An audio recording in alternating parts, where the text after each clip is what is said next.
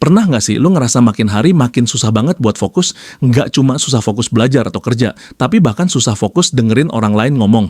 Lu buka laptop, niatnya ngerjain tugas, tapi baru 5 menit, jari lu otomatis buka tab YouTube. Lu coba baca buku, tapi sebelum selesai satu halaman, tangan lu udah gatel ngecek HP. Lu coba ngobrol sama temen, tapi pikiran lu terbang entah kemana. Dan anehnya, semua itu lu anggap biasa. Lu nganggap diri lu emang lagi capek, butuh hiburan, butuh refreshing, tapi coba deh lu pikir lagi. Kenapa pola kayak gini makin sering kejadian? Kenapa lu makin gampang terdistraksi sama hal-hal kecil yang sebenarnya nggak penting? Kenapa makin susah buat stay di satu hal lebih dari 10 menit? Mungkin ini saatnya lu berhenti nyalahin diri lu yang males. Karena bisa jadi ini lebih dari sekedar males. Lu mungkin udah kejebak di kondisi yang pelan-pelan merusak otak lu tanpa lu sadar. Brain rot. Lu mungkin baru pertama dengar istilah ini. Brain rot. Kedengarannya lebay, kedengarannya kayak nama penyakit fiktif, tapi nyatanya ini kejadian beneran. Dan banyak orang nggak sadar kalau mereka udah jadi korban. Brain rot itu istilah buat ngegambarin kondisi otak yang pelan-pelan rusak gara-gara kebiasaan kita ngasih makanan ke otak yang serba instan. Otak lo dikasih dopamin dari video 15 detik, konten yang semua udah dipotong-potong jadi highlight, informasi yang super ringkas, tapi tanpa konteks. Akhirnya, otak lu males mikir dalam, lu males mikir kritis, lu nggak sabar buat nikmatin proses panjang. Dan yang lebih serem, lu ngerasa itu normal, lu ngerasa itu cara hidup yang wajar.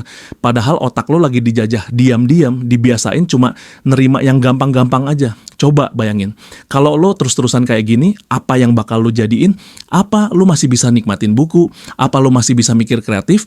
Atau jangan-jangan lo bakal berubah jadi robot yang cuma butuh asupan hiburan, tanpa tahu lagi caranya mikir mandiri. Dan lo tahu bro, dampaknya itu nggak main-main. Mungkin lo mikir, santai aja lah, cuma butuh hiburan kok. Tapi coba perhatiin deh hidup lo sekarang. Lo ngerasa makin nggak punya gairah buat ngelakuin hal-hal yang butuh usaha lebih. Lo ngerasa hidup lo kayak kosong, kayak jalan di tempat. Lo gampang bosen, gampang nyerah, gampang ke-trigger sama hal-hal kecil. Lo nggak lagi ngerasa excited buat belajar hal baru. Itu semua efek samping dari brain rot yang lo anggap sepele.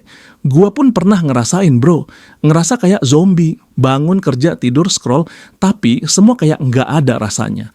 Dan yang paling bahaya, lo nggak sadar kalau lo udah kejebak di situasi itu. Lo ngerasa itu bagian dari fase hidup, padahal bukan. Itu alarm. Alarm kalau lo udah lama banget ninggalin kemampuan lo buat mikir, buat fokus, buat ngerasain proses hidup yang sebenarnya. Tapi kabar baiknya bro, semua itu bisa dilawan. Meskipun lo udah ngidang ngerasa rusak, otak lo itu punya kemampuan luar biasa buat recovery. Tapi inget, nggak ada jalan pintas, nggak ada shortcut, nggak ada aplikasi yang bisa lo download buat nyembuhin brain rot. Lo butuh disiplin, lo butuh mulai dari hal paling kecil, lo butuh berani cabut dari siklus hiburan instan yang selama ini jadi zona nyaman lo. Lo mulai dengan matiin notifikasi HP lo sehari 30 menit, lo coba baca buku meskipun di awal lo ngerasa boring setengah mati. Lo mulai olahraga, lo mulai nulis, lo mulai ngerjain hal-hal yang nggak langsung kasih dopamin instan. Dan ya, di awal lo bakal ngerasa aneh. Lo bakal ngerasa hampa, tapi itu normal bro. Itu tanda otak lo mulai detox, mulai sembuh. Karena lo lagi belajar ngasih asupan yang bener ke otak lo. Bukan lagi hiburan instan, tapi proses yang bikin lo berkembang jadi manusia yang lebih kuat mentalnya, lebih sabar, dan lebih fokus. Dan yang paling penting bro, lo harus ingat, di tengah dunia yang serba cepet ini, lo nggak bisa nunggu dunia berubah buat lo. Lo yang harus ambil balik kendali. Lo yang harus bilang cukup ke diri lo sendiri.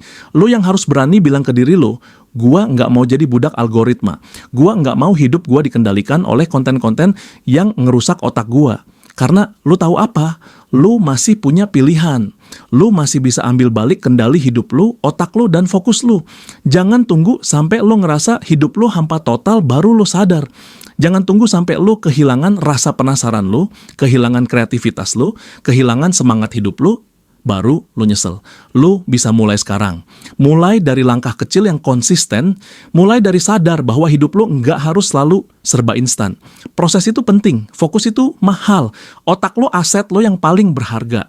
Dan mulai hari ini, lo yang pegang kendalinya.